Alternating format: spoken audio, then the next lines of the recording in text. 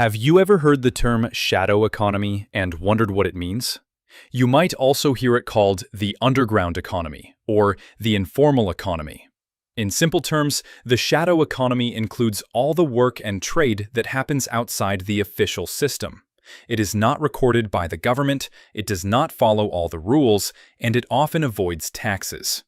Unlike the regular economy, where businesses register, pay taxes, and follow regulations, the shadow economy operates in the dark. Some parts of it are illegal, like selling banned goods. Other parts are legal activities done in an unreported way. For example, someone doing construction work but being paid in cash without reporting the income is part of the shadow economy. A street vendor who sells food without a license also belongs to it. So what kinds of activities make up the shadow economy? It can be small, like babysitting, house cleaning, or day labor paid under the table. It can also be large, like companies hiding part of their sales to avoid taxes. In some countries, it even includes smuggling, fake products, or black market trading. The size of the shadow economy varies from country to country. In places with high taxes or heavy regulations, it tends to be bigger because people look for ways to avoid costs. Why does the shadow economy exist?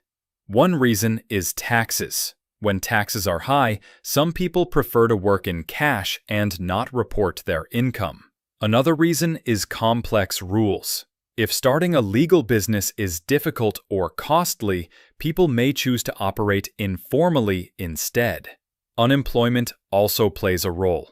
If jobs are hard to find, many turn to informal work to survive. The shadow economy has both benefits and problems. On the positive side, it provides income for people who might not have other options. In poorer countries, it can be a lifeline, helping families afford food and housing.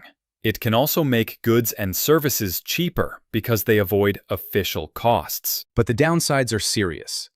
Governments lose tax revenue, which means less money for public services, like schools, hospitals, and roads.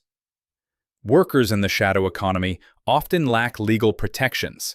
They may have no health insurance, no job security, and lower wages.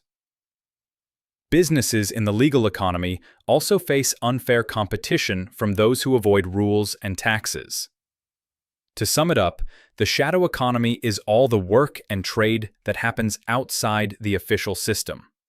It exists because of high taxes, strict rules, and lack of formal jobs.